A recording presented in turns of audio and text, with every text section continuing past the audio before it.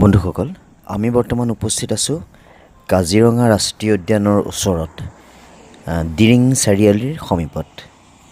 আপোনালোকে দেখিছে ৰাস্তাৰ কাষত শাৰী শাৰী গাড়ী, ইফালে আগলৈ দেখিব সেই যথেষ্ট মানুহৰ সমাগম হৈছে। নিয়ন্ত্ৰণ কৰিবৰ বাবে সেয়া পুলিচো আছে।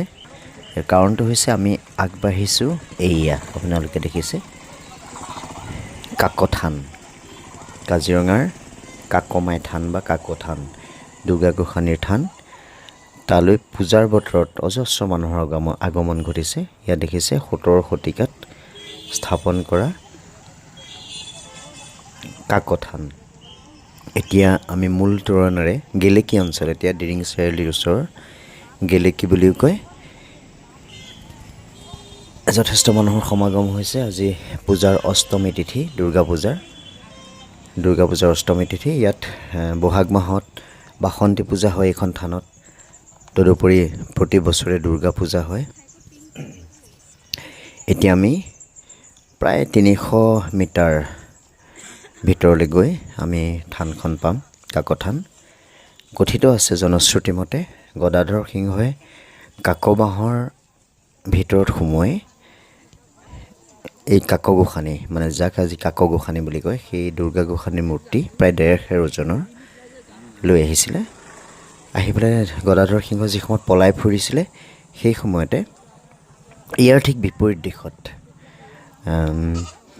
হহয়া বিল বুলি কয়, হহয়া বিলৰ কাষত এয়া দেখিছেন ছাগলী লৈ গৈছে গোসাঁনীক উৎসৰ্গা কৰিবৰ বাবে। হহয়া বিলৰ কাষত কৰিছিলে কি, তেওঁ মানে জিৰণি লৈছিলে এজোপা ঔটেঙাৰ তলত জিৰণি লওঁতেই ইফালে চোৰাংচোৱাই কেনেবাকৈ গম পালে। তেওঁক ধৰিবলৈ আহোঁতেই দৈৱক্ৰমে তেওঁৰ গাত এটা ঔটেঙা পৰিলে আৰু তেওঁ সাৰ পাই গ'ল। তেওঁ মানে সেই দুখ পালে যে মই তোমাক এনেকৈ লৈ ফুৰিছোঁ, তুমি কিয় এনেকৈ মোক আকৌ দুখ পোৱাইছা। তেওঁ বিলত পেলাই দিলে।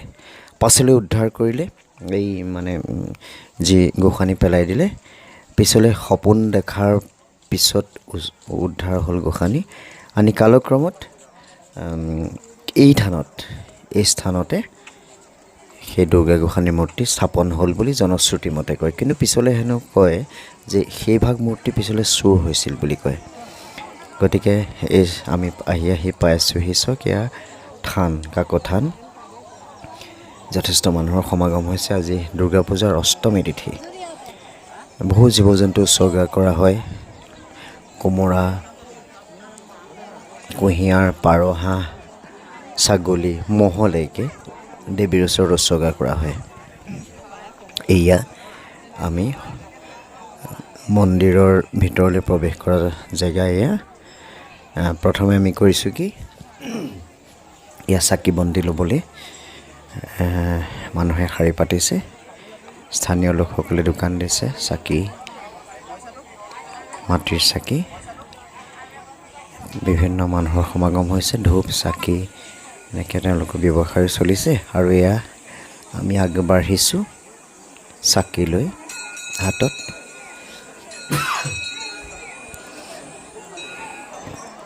এই আমি মূল তোৰণৰ পৰা ভিতৰলৈ সোমাই আহিছোঁ। এইখিনিতে আপোনালোকে দেখিব দুটা সিংহ আছে। সিংহ মানে সিংহৰ মূৰ্তি। সিংহ মূৰ্তিৰ ওচৰতো বহুতে চাকি বন্তি জ্বলায়। তেওঁলোক ভিতৰলৈ সোমাইছে। এয়া চাওক সিংহ মূৰ্তি। এইফালে বাওঁফালে থকা সিংহ মূৰ্তিটো, ইয়াতো চাকি জ্বলাইছে বহুতে। যথেষ্ট ভক্তৰ সমাগম হৈছে। এই আপোনালোকক দেখুৱাই আছোঁ।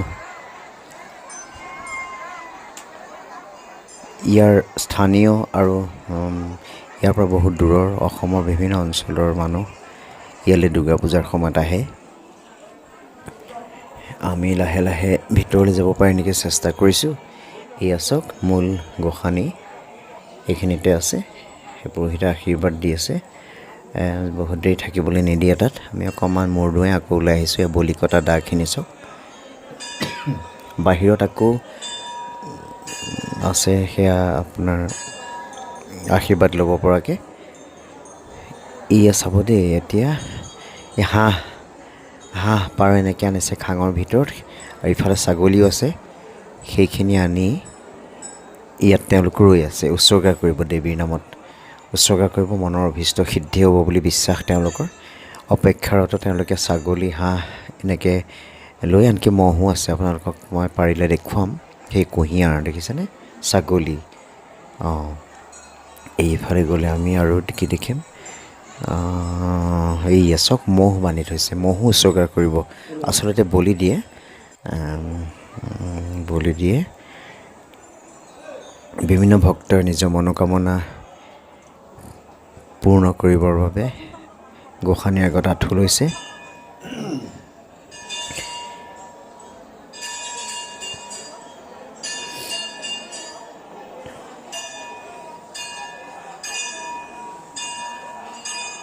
চাৰিওফালে ভক্তৰ সমাগম। এইয়া গোসাঁনী পুৰোহিতৰ ওচৰত আঁঠু লৈছে, আশীৰ্বাদ এজোলোকা বিচাৰি।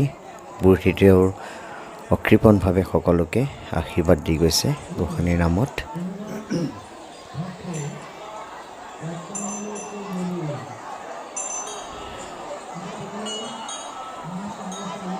বিশেষকৈ অষ্টমী আৰু নৱমী তিথিত এই থানত যথেষ্ট লোকৰ সমাগম হয়। বলি বিধানো চলে। বলি বিধানৰ বাবে বিভিন্ন জীৱ জন্তু লৈ আহে। এইখিনিতে উৎসৰ্গাৰ কাৰণে যিখিনি পঞ্জীয়ন কৰে, পঞ্জীয়নৰ যিটো মানে কাৰ্যালয়, ইয়াত দেখুৱাই আছে কিহৰ কাৰণে কিমান। শৰাই অৰিহণা 51 টকা, ভোগৰ বৰবলিৰ কোমোৰা, ছাগলী, হাঁহ, পাৰ, সোণৰ মূল্য, ফুলৰ মূল্য, এইবিলাক বিভিন্ন উৎসৰ্গাৰ মূল্যবিলাক দিয়া আছে। সোণৰ বেলপাত, ৰূপৰ বেলপাত, ৰূপৰ ফুল, এইবিলাক দেখিছেনে? এই বিভিন্ন এইখিনি চাওক, ছাগলী, বহুত ছাগলী আনিছে। সেইখিনিকে পুৰোহিতে ফুট দিছে, শান্তি পানী ছটিয়াইছে, পানী ছটিয়াই শুদ্ধ কৰিছে।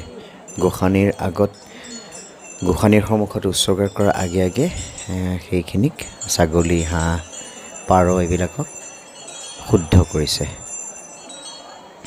পানী ছটিয়াইছে আৰু ফুট দিছে। চাব দেই, মই পাৰিলে দেখুৱাম কেনেকৈ কৰিছে। আমাৰ সেয়া চাওক, এইফালৰ পৰা পুৰোহিত আহি আছে, চবকে সেন্দুৰ ফুট দিছে। যিখিনি দেৱীৰ আগত উৎসৰ্গা কৰা হ'ব সকলোকে সেন্দুৰ ফুট দিছে, দেখিছেনে? সেন্দুৰ ফুট দিছে। বিভিন্ন ছাগলী আছে, সেয়া ছাগলী। সেয়া পুৰোহিত আহি আছে, আহি পিছে পিছে আৰু এজন আছে, সেয়া ৰুদ্ৰাক্ষৰ মালা পিন্ধি শান্তি পানী ছটিয়াইছে। সকলোৰে শান্তি পানী ছটিয়াই উৎসৰ্গা কৰা জীৱ জন্তুখিনিক শুদ্ধ কৰিছে তেওঁলোকে। তাৰপিছত গোসাঁনীৰ আগত উৎসৰ্গা কৰিব, বলি দিব। এই আহি আছে। তাৰপিছত সেইখিনি কৰাৰ পাছত নিৰ্দিষ্ট স্থানলৈ এইখিনি ছাগলীখিনি লৈ গৈছে। ইফালে ছাগলী, হাঁহ, এইবিলাকৰ জেগা বেলেগ বেলেগ। এইটো যে দেখিছে, এইটো দেখিছে মূল মন্দিৰৰ কাষতে আছে এটা কালী মন্দিৰ। তাতো যথেষ্ট ভক্তৰ ভিৰ, চাকি জ্বলাইছে ভিতৰত। মই চাইছোঁ, যাব পাৰি নেকি ভিতৰলৈ। লাহে লাহে মই আগবাঢ়িছোঁ কালী মন্দিৰৰ ভিতৰলৈ। ভিতৰত কি আছে এতিয়া আমি চাম। গৈ গৈ গৈ গৈ আমি পাইছোঁগৈ। ঠেলা হেঁচাৰ মাজেদি মই অকলে যেনে তেনে গৈ এইয়া কালী মূৰ্তিৰ, মূল কালী মূৰ্তিৰ সন্মুখত মই ৰৈ অকণমান যেনে তেনে মূৰ দোৱাই আকৌ উভতিছোঁ। যথেষ্ট মানুহৰ সমাগম। এইজন পুৰোহিত, তেওঁ ব্যস্ত। এইয়া দেখিছেনে, ম'হ বলিৰ জেগা। ইয়াতে সম্ভৱ ম'হ বলি দিব অলপ পাছতে। তাৰ কাৰণে জেগাটুকুৰা, ঠাইখন শুদ্ধ কৰিছে পুৰোহিতে। কিন্তু আমি বলিৰ কাৰণে নৰলোঁ, সময় আছে যথেষ্ট, আমাৰ হাততো সময় কম। গতিকে পুনৰ উভতি আহিলোঁ। এতিয়া আহি আকৌ আমি ৰাষ্ট্ৰীয় ঘাইপথ পালোঁহি। প্ৰায় 300 মিটাৰ আকৌ উভতি আহিছোঁ। উভতি আহি ৰাষ্ট্ৰীয় ঘাইপথ পালোঁ। আকৌ আগৰ মূল তোৰণৰ সন্মুখ পালোঁহি। ৰাষ্ট্ৰীয় ঘাইপথত ভিৰ পুৰা। এইখন মূল তোৰণ। আকৌ তাতে আমি এতিয়া দুখনমান ফটো তুলিম। ফটো তুলি আমি আকৌ গন্তব্যস্থানৰ ফালে উভতিম আমাৰ নিজৰ ঘৰলৈ।